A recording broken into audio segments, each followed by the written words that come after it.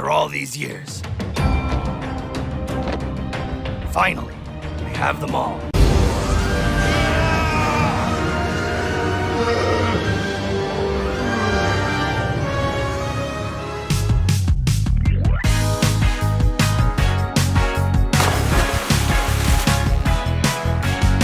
Hey everyone, and welcome to the Sandbox, and thank you so much for clicking on this video. Today is a special day because the time has come. Our journey is nearing its end. The Year of Sanderson will soon be no more, for we have just received the newest and the last secret project, which is a secret no more, the Sunlit Man. Well, some people have received it. As you can see, I still have not yet.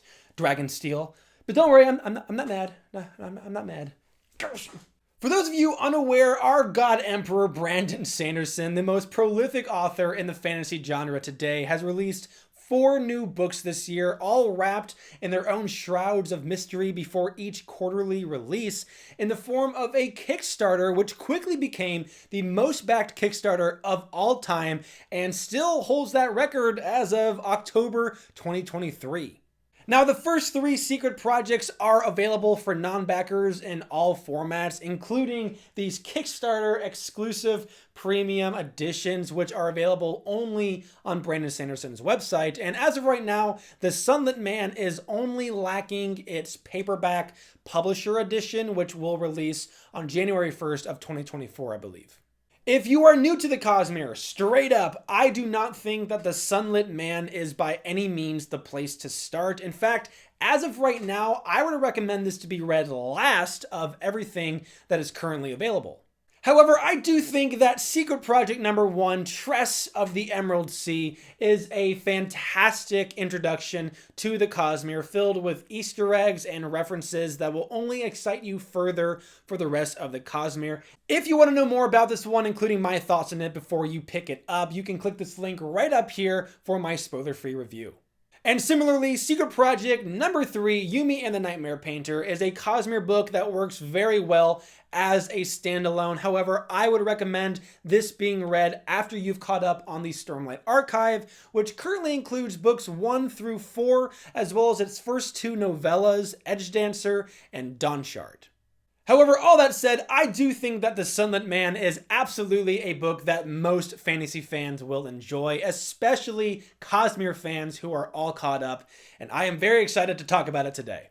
As I did with Yumi, I'll be giving my spoiler-free review first and then diving into some spoiler talk at the end because my God, no, my ad nauseam, this book is nuts and there are just some things that I need to talk about with no filter required. But that's more than enough of an introduction, and we've got a lot to talk about, so let's dive into the review. Starting off with the writing, as I like to do, I think The Sunlit Man is a strong entry in the Cosmere and is one that simultaneously feels familiar, yet also strangely unique. Its tone is much more serious than the previous secret projects, and it's much more morose, much darker and grittier than Sanderson's usual style, but it works so well for this story. Now, it's not as dark and gritty as something like The First Law or A Song of Ice and Fire, aka Game of Thrones, but it definitely brought me back to those early Mistborn days where there's just this deep feeling of hopelessness as people struggle to just survive. Now, in terms of the actual prose, I think this is standard Sanderson, maybe even a notch below what I would consider his average. There wasn't anything that really caught my eye or really impressed me in terms of his writing style, nothing like Yumi and the Nightmare Painter did. It still works, it still fits given Nomad's story and what he's up against, but I would say this is almost on par with Tress of the Emerald Sea for me, just with a lot less Hoyd humor. There's also a lot more details and descriptions here as Sanderson paints a very clear picture within your mind to the point where this almost feels like an action movie script. Now, I know a lot of people have been begging for more descriptions from Sanderson. Frankly, I could take it or leave it. What's important to me is that Sanderson stays accessible, and The Sunlit Man does that. Now, while thematically it felt a bit too jumbled and chaotic at times, like Sanderson was just throwing out whatever might work in hopes of seeing what sticks, there still are some strong thematic elements that worked really well for me and made the plot more cohesive. Themes like survival, loneliness, leadership, and dealing with past regrets are ones that stuck out to me and really thrived within this novel. That said, one aspect that absolutely shines within this book is its pacing. Sanderson often struggles with his overall pacing. His stories usually slow down drastically after the initial setup and then ramp up right before his Sanderlanche. But this one moves at a breakneck pace from literally start to finish. You feel the stakes, you feel the urgency, and there's really never a dull moment as there is always a clear objective, either something to run towards, something to fight, or something to run for your life from. And this pacing definitely plays a hand in boosting up that main theme of survival, as we get a lot of situations that offer different angles into that mindset. Now, personally, I'm not a huge fan of this type of story structure with hurdle after hurdle. However, there were enough mysteries to keep me intrigued and to keep me reading at least out of curiosity. But again, pacing alone, this book is basically perfect. But that's enough about the writing. What is the book actually about? How good is the story that's being told? Well, this book follows a familiar face, now going by the name of Nomad, set well in the Cosmere's future, perhaps the farthest one out in the timeline yet. He is on the run from the dreaded Night Brigade, a newly introduced antagonistic group within the Cosmere, which brings him to this new planet, Canticle, where the days are short, the ships are fast, and the sun vaporizes all that it touches. Nomad is basically stranded and doesn't have much time. He must learn this planet's magic system, particularly its form of investiture, to save himself and continue running for his life. It's basically the combination of a Western gunslinger walking into a new town and helping the locals, coupled with Mad Max Fury Road. Now, as a huge fan of investiture, its different forms, its varying mechanisms, and the research of it across the Cosmere, this sounded like a dream book to me. And when I found out who Nomad really was, this quickly became my most anticipated secret project of the entire Kickstarter. And while the plot didn't fully meet its potential in my mind, the parts surrounding investiture and Nomad's piecing it together were absolute fire. Again, the story structure did feel very reminiscent of a Dresden Files book, with hurdle after hurdle, mysteries shrouded in more mystery. But Nomad's vague past, coupled with some surprisingly good arcs with some of the minor characters, really helped this book's overall health.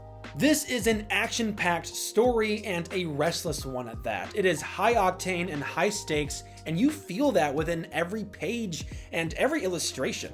There's this sort of Star Wars-esque rebellion going on here, and they're on the brink of being stamped out until Nomad arrives. And so once Sanderson gets you to care for these people and Nomad's mission, you feel the stakes just about as high as they can get. Now, while this is an action-packed book, I personally had a hard time visualizing every fight or struggle. Sometimes all of those details were to their detriment, at least for me. And while I think there are some very unique hurdles for our characters to overcome here, I didn't always find them interesting throughout the story. Don't get me wrong, there are some things happening in this book that make these fights very unique, but their gimmicks start to lose their charm after so many repeats. And so, aside from one major conflict in the middle and one major fight towards the end, the rest were sort of forgettable. But that's enough about the broad story going on here. What about the characters, the people who make this story tick? I thought they were shockingly well-rounded. It took me a while to warm up to some of the protagonists, but they did win me over by the end, and it also took me some time to accept the fairly generic, tyrannical antagonist who is kind of evil just for the sake of being evil. He just values power and makes that his mission, so while his motives aren't something you can sympathize with, you can at least appreciate his evil plan and how he rules with such an iron fist. Plus, I actually enjoy the occasional sociopath for a villain. I don't always need to sympathize with or relate to them. We also have the dreaded Night Brigade, who is another set of villains who mainly serve as this secondary looming threat to push Nomad further into these chaotic situations that make up this book. We really only get some short glimpses of them, so don't get your hopes up too high for this particular group. Now, there are some conceptual, politically charged ideas here with these characters and their society that Sanderson tinkers with, and I actually really appreciated how he handled them. They don't fully reach their potential, but that's kind of because this book isn't about these one-off ideas. Sanderson just makes some shameless plugs that I took as witty and subtle social commentary. But let's get real, the main driving force behind this book's sense of character is Nomad and his travel companion, which is all I'll say now to reserve spoilers. And while there is a little bit of a disconnect going on with Nomad's personality and this book's overall voice, seeing as Nomad is not the same person as when we first met him, it still is entirely sensible, and the more I think about it, it should be expected. Nomad has seen some terrible things and has had to suffer things that are far worse. And so while he does feel like an entirely new character at the beginning, this creative choice does two things. One, it creates these shrouds of mystery around him that each get peeled back layer by layer at a very solid pace throughout the book. And two, you can immediately sympathize with his current struggles and feel for him, given that you know where he comes from. This is a guy on the run. He's left all his loved ones behind with no end in sight, no time to seek refuge or gain solace, and every single reminder of his past is a dagger to the heart. And Sanderson does not let up. These themes of survival and loneliness continue from the first page to the last, and there are some really intense emotional beats that, frankly, I wasn't expecting from this darker, epic tale. That said, aside from Nomad, there is one certain character who I will not name that goes through a tremendous arc that honestly I thought was even more compelling at times and better realized than Nomad's. Nomads can feel a bit too chaotic at times as we readers are playing catch up for most of this book, so having someone who is just as lost as we are as a reader, well, it really helped me connect to this overall story. I can't wait to hear your thoughts on these characters. Did they work for you or did they fail to meet your expectations? Let me know your thoughts on them down in the comments below and we can continue discussing them there together. But it's time to move on to the final component and probably the most interesting one, seeing as this is a Cosmere story, the setting. Tress of the Emerald Sea and Yumi and the Nightmare Painter, I felt were both well equipped in terms of Brandon, giving us a new world set within the Cosmere with new magic systems, new shards, and new landscapes. But those were both romantic, fairy tale-esque stories that I felt required some restraint in going all in with the world building. So when I heard that Secret Project 4, The Sunlit Man, was meant to be a more serious epic geared towards Cosmere mega fans, I simply couldn't wait.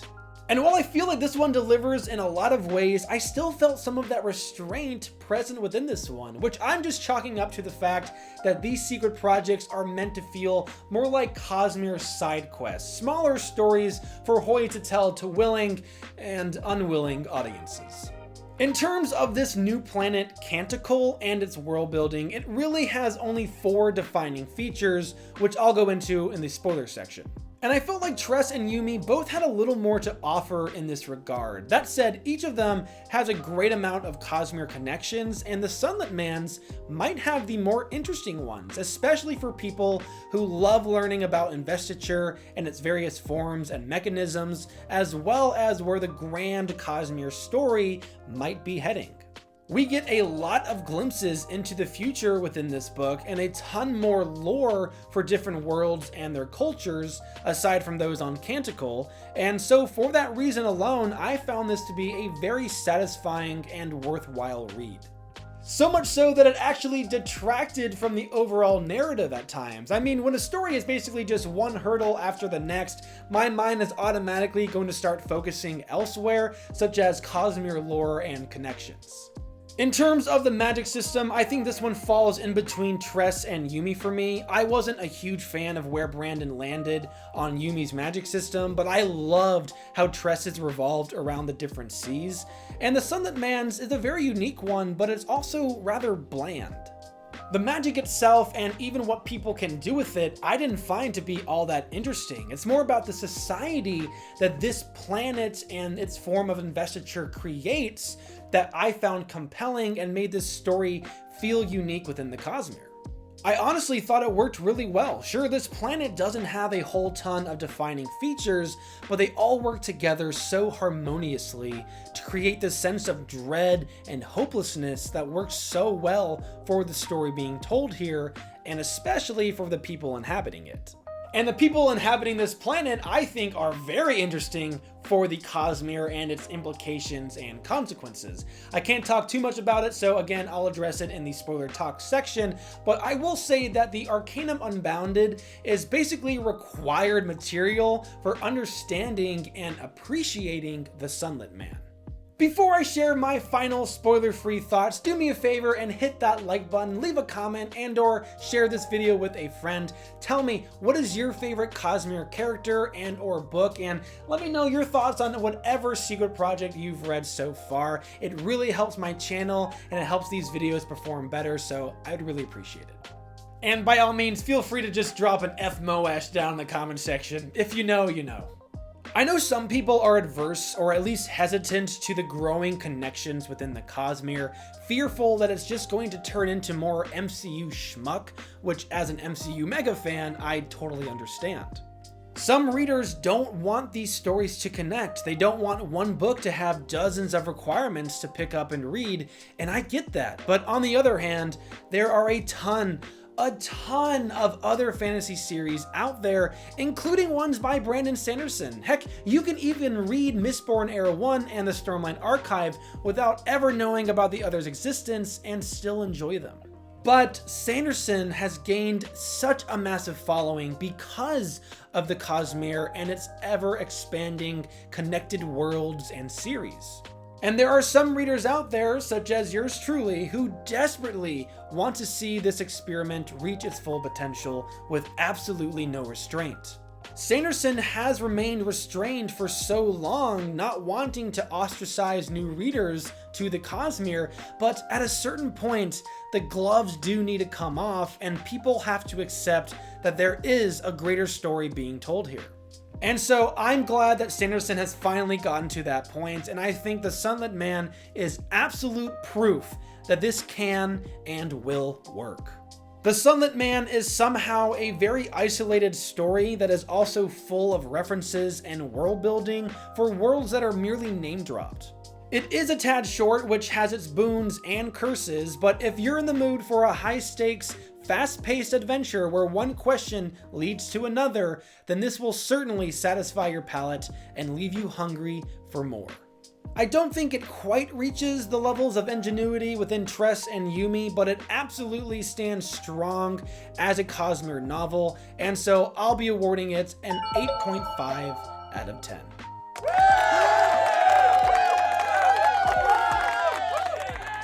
But that is the end of the spoiler-free section. If you are not caught up on the Cosmere, including the Sunlit Man, please turn away now. I mean, you don't have to, but we'll be diving into the biggest and best highlights from this book, so consider yourself warned. All right, welcome to the spoiler talk section. Thank you guys for joining me here. I am known to ramble and get off track, so I got some notes to keep me focused here, but just to kind of get this out of the way, something I brushed over during the spoiler-free section, the 4 defining features of Canticle. Just for those of you who are curious and might want to battle with me about it in the comments, these are what I kind of took away. Number 1, the planet's weather, kind of similar to Roshar and its storms. This one's weather is caused by, obviously, its relative rotation to the sun, and then this like fiery maelstrom on the other end. So it gives them this little pocket to stay in that's relatively safe. Number 2, the longitudes and latitudes by which the people traverse this planet, mainly aka the corridors as they call it. Number 3, the ships by which the people traverse this planet, how they connect to each other and detach, how they run on sun hearts, all that good stuff. And then number 4, its form of investiture, which again correlates back to the sun and the sun hearts. Those are the main features that I saw. Let me know if I'm forgetting anything. But yeah, as for Canticle, not its people or its society, I feel like Canticle can just be summed up to those 4 things. So compared to something like Tress, where it has I think 7 different seas, it's got those aether spores going on. I think there's just a little bit more going on there.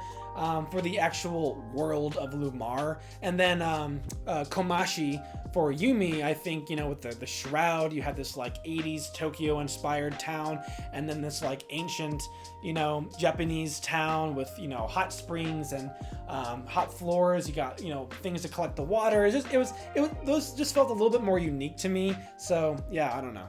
But let's talk about what I think are the more interesting spoiler takeaways, starting off with Nomad and Auxiliary. Alright, correct me if I'm wrong, but we have not met Sigzil's honor spren in Stormlight Archive, right? I can't remember their name. When they announced that this Nomad was Sigzil, and then I saw like Auxiliary being mentioned, I thought, oh yeah, that does sound kind of familiar. Maybe that was his honor spren.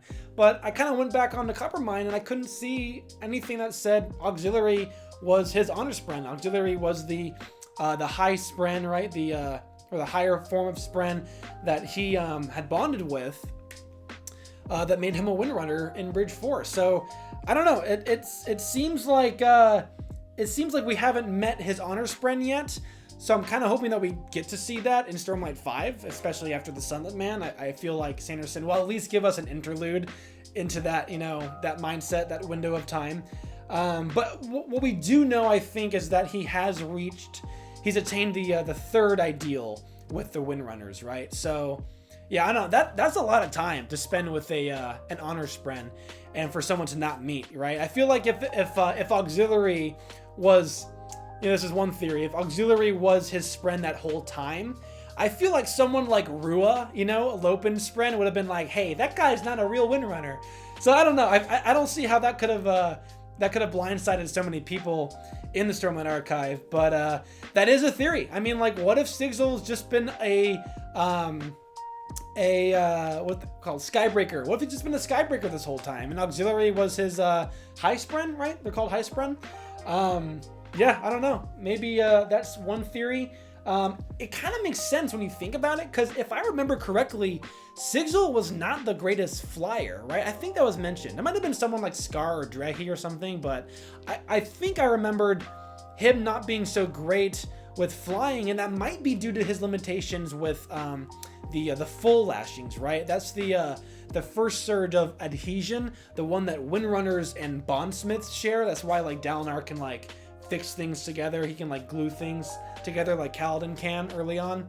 That's adhesion, which are full lashings, and then there's gravitation, which are the basic and reverse lashings. So that's what the Skybreakers can do. So the Skybreakers can like kind of fly. Sigzil, if he was a Skybreaker, he can kind of fly, you know, not as well. And it's not even so much as flying as it is falling with style. Hey, Buzz! You're flying! This isn't flying, this is falling with style. But yeah, I mean, Auxiliary being a high spren, I feel like we should have seen that coming. And maybe Sanderson has been so coy with describing Sigzil's honor spren to kind of allow for this story to happen, right? Because I know that Sanderson's been thinking about this story. He's mentioned that he's wanted to do this story for a while. He just didn't know if he would have time. So I think he wrote it in the Stormlight Archive to give himself the opportunity if he did have the time, which obviously he did. So maybe that's the reason why we haven't really seen Sigzil's honor spren yet, which if I'm wrong, correct me in the comments, let me know. Just give a little give a spoiler tag for other people. But yeah, that would make sense, and it certainly makes sense. It's a super sneaky thing for Sanderson to do here by taking away Auxiliary's body, because now he doesn't have to explain it here either, which allows for that crazy reveal with him being a Skybreaker. So yeah, I don't know. I thought that worked really well. Very sneaky, Brando Sando. Very sneaky. Well done. But a bigger and better theory that I have, which the more I think about it, I don't think it works, but I like it so much, so I'm going to share it. Historically speaking, the Windrunners and the Skybreakers have like the biggest rivalry of the orders, right? They have had the biggest tiffs, right? So I wonder, think about it. Stormlight 5, we have Szeth and Kaladin as like one of the main viewpoints of this book. Like at least, not maybe half, but close to half of this book. That is Windrunner and Skybreaker right there. And Yeah, I could see something happening. I could see some crazy reveal happening that creates a new modern tiff between these two orders. And so what if, even if Sigzil is a Windrunner and has an honor spren, what if he kind of switches sides? And you know, with this tiff, he says, you know what, Windrunners, I don't think you guys are right on this. I'm gonna have to side with the Skybreakers. And he switches sides and draws the attention of Auxiliary. Although I think the Sunlit Man mentions that he met Auxiliary off-world or like years later or something. So I don't know if that makes sense. But yeah, that would be kind of cool, because then it gives kind of another internal, you know, struggle between our Knights Radiant and especially Kaladin and Szeth, you know, our Golden Boy and Man in White. So yeah, I don't know. That's just a little theory I had going on. We do know that people, I don't know if we've had someone do it in the past where they have bonded with two different higher spren, but Sanderson has confirmed that it is a possibility, and that I think that we will see it. Someone bond with two different spren and become two different orders. I believe I've seen a Word of Brandon where he's mentioned that. So it is entirely possible that Sigzil is both. Or he is, yeah, I don't know. Those are the three options. He's either been both.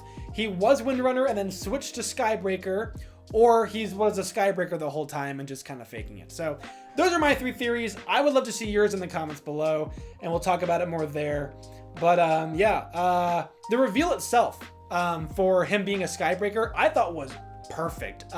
If you were only listening to the audiobook, you probably didn't get the full effect. So definitely make sure that you're checking out the art, because by the way, the art in this book is tremendous. If there weren't so many like sketches, I would probably have it higher than Yumi, but because Yumi's were just a little bit better realized every single time, I think I'm gonna have to keep it up there. But yeah, I definitely liked it more than Tress's, and that's saying something because Tress's are beautiful.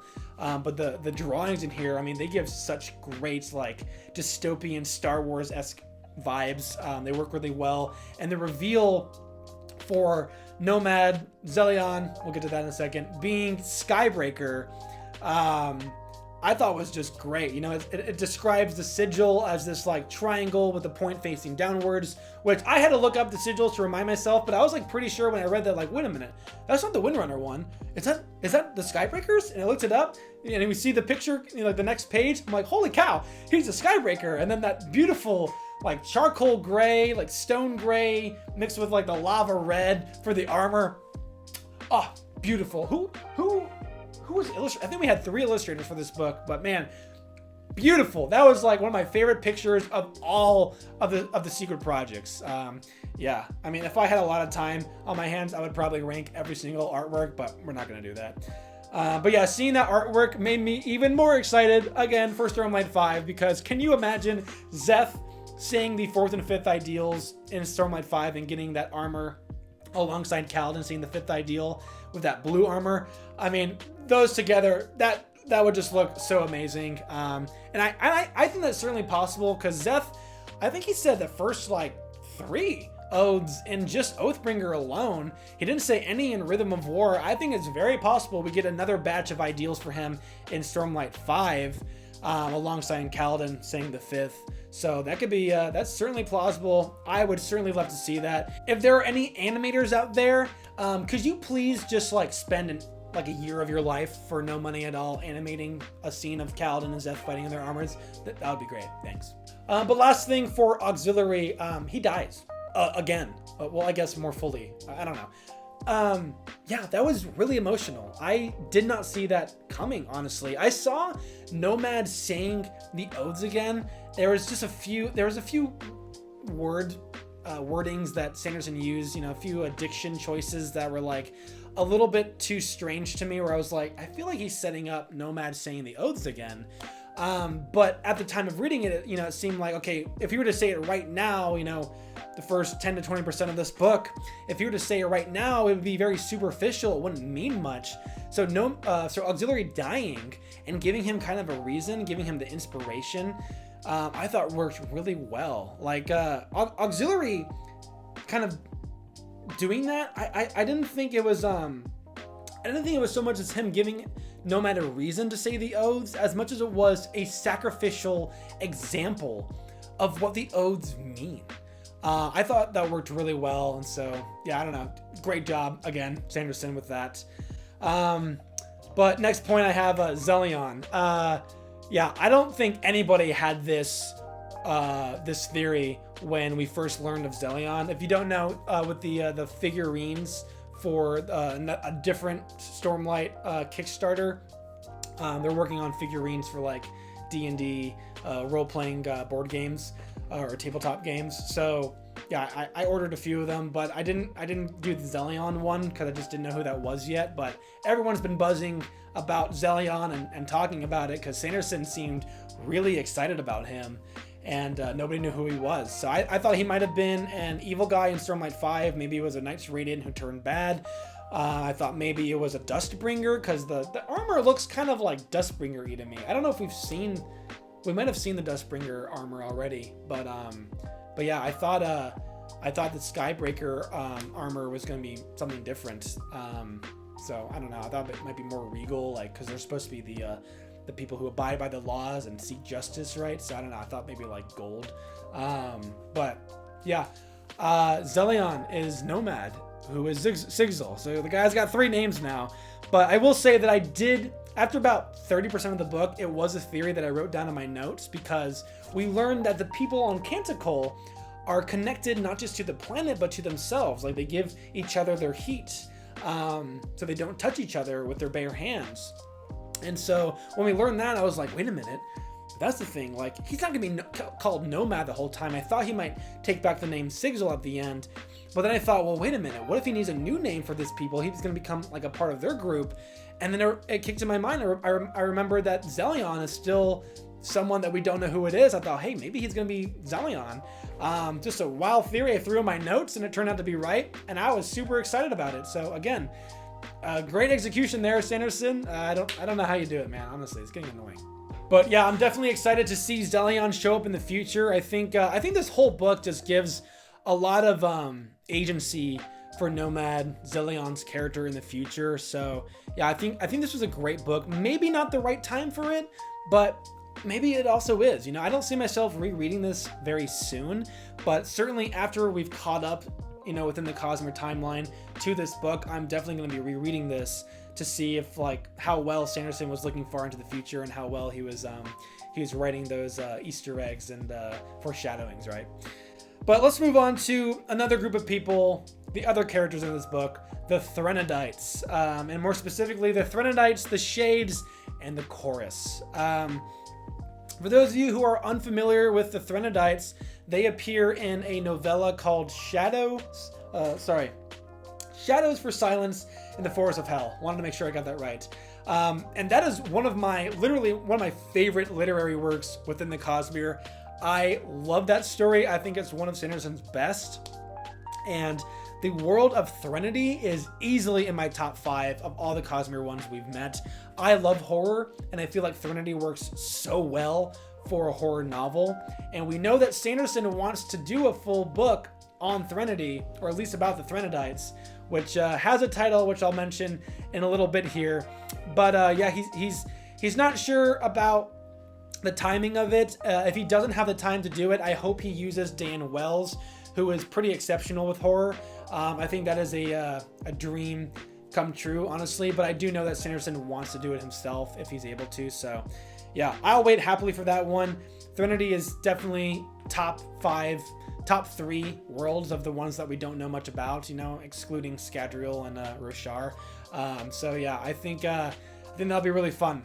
But the Threnodites appearing in this book and being like kind of the people of Canticle, I thought for one made a lot of sense and it was really cool. Again, it's just Sanderson bringing those Cosmere threads more and more together with each new edition. So there was a huge but welcome surprise for me.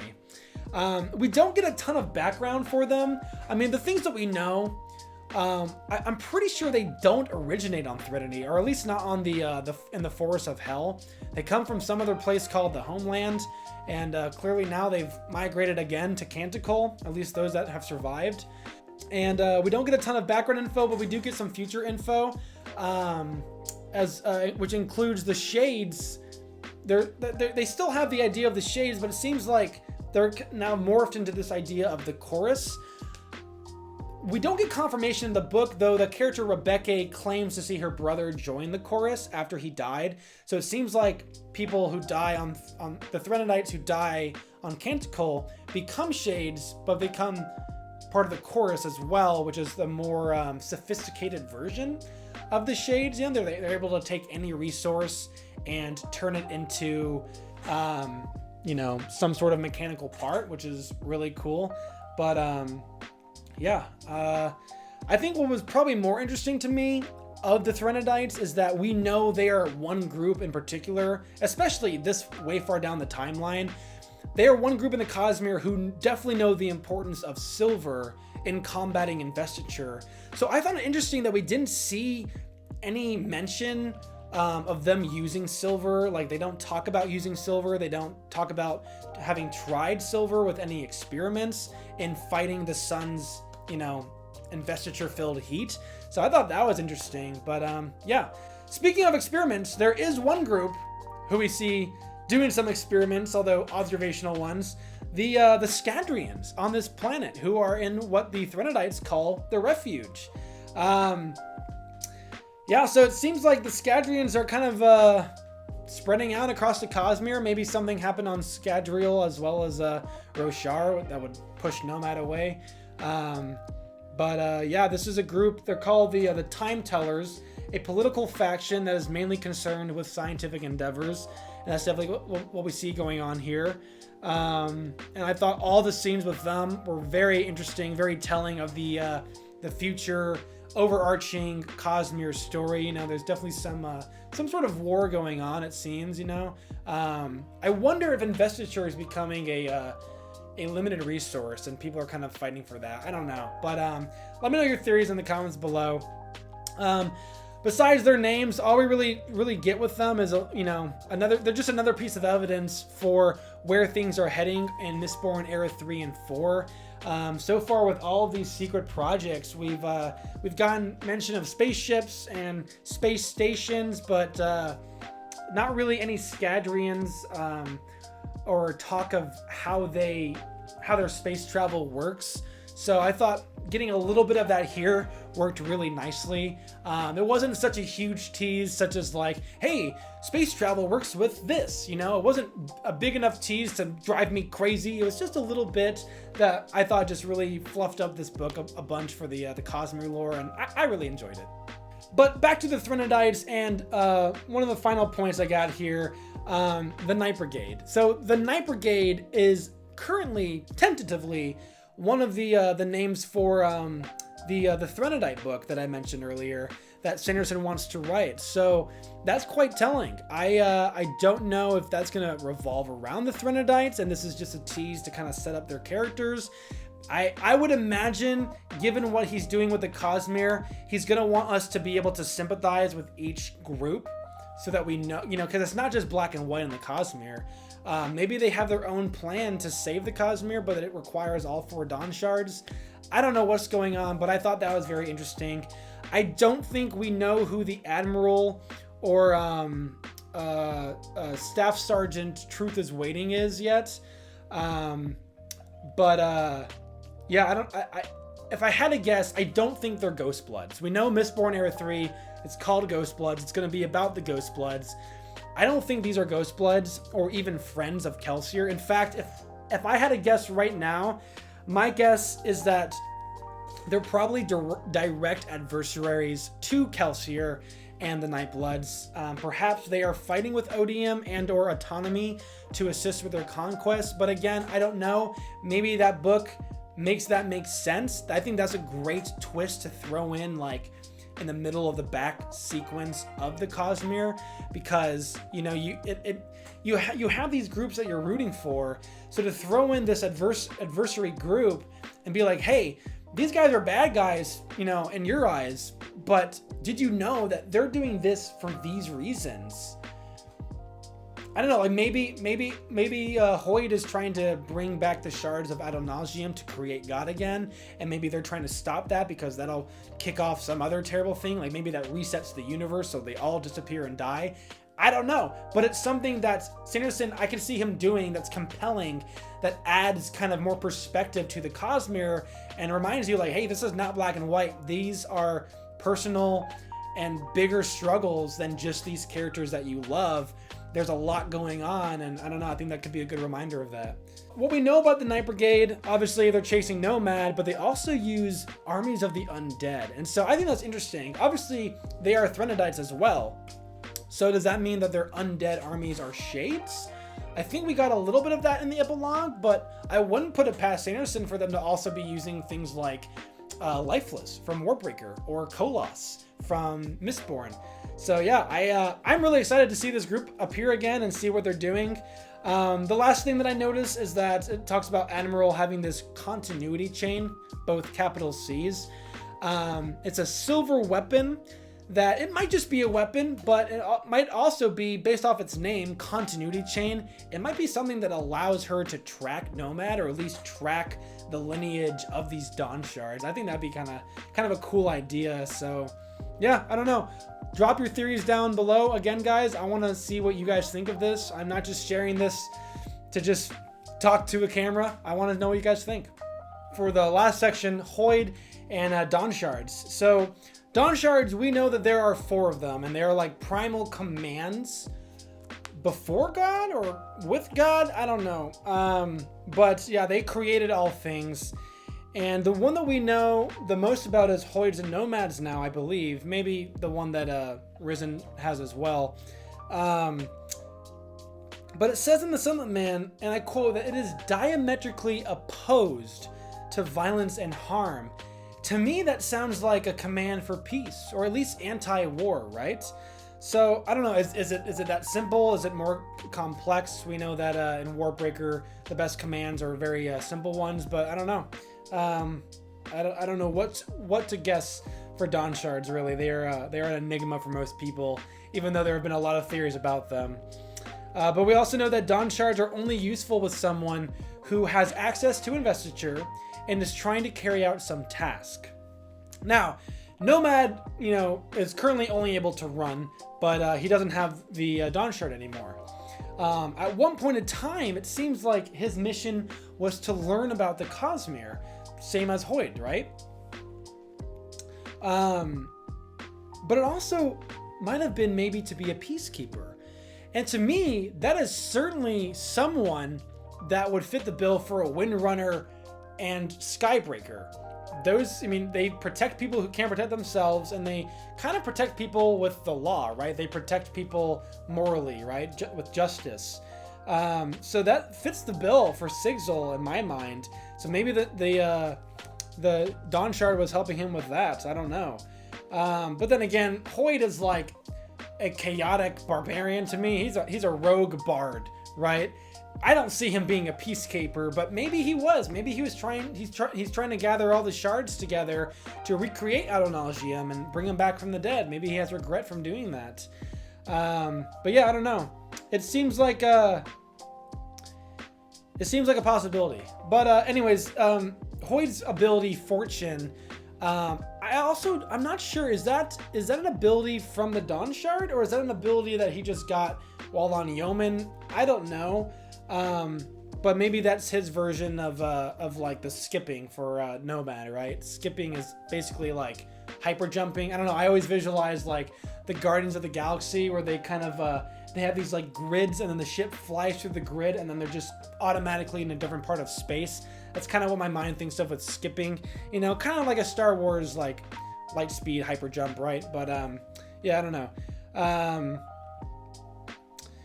Yeah, speaking of Hoid, we actually get probably one of my favorite little scenes with him as Wit, where he actually genuinely, like, truly apologizes to Nomad for giving him the Dawn Shard, and kind of ruining his life. And I don't know, it felt like one of the most raw moments of Hoid yet. And he also talks a little bit about his past and his childhood on Yeoman, which is just, it wasn't like a huge, information drop, but it was just a really nice little piece that definitely added to this book for me. So yeah, anyways, that's all I have for my spoiler thoughts. Let me know your spoiler thoughts in the comment section. Thank you guys for sticking around this far. I'll give you guys a little reward for sticking around so far. I'll give you my quick ranking of all the secret projects. My scores should reflect this as well, but at the top I have Yumi and the Nightmare Painter. I think everything in that one just came together the best for me, and definitely a great read through for a first read through from start to finish, and I look forward to rereading it, probably in a few years. Number 2, I'm gonna have actually Tress of the Emerald Sea. I thought that one worked great. Great tone of voice, just a very enchanting, whimsical fairy tale that's like the Princess Bride meets Pirates of the Caribbean for me. I love that one, and I love its form of magic, and I look forward to seeing more of the Aether-based magic. Number 3 is going to be the Sunlit Man. I thought it worked fine. I thought it was pretty great. Everything it does is just it's solid. It's just not just didn't have anything that really pushed it over the bar for me in terms of its specialty. I think it really is like a Stormlight Archive 0.5 novel. Whether that's after the 5th book or after the 10th book, time will tell. Sanderson has said that he plans for a 10 to 15 year jump from book 5 to 6, but this guy makes it seem like it might be longer, so I don't know. And then number 4 is going to be Secret Project number 2, The Frugal Wizard.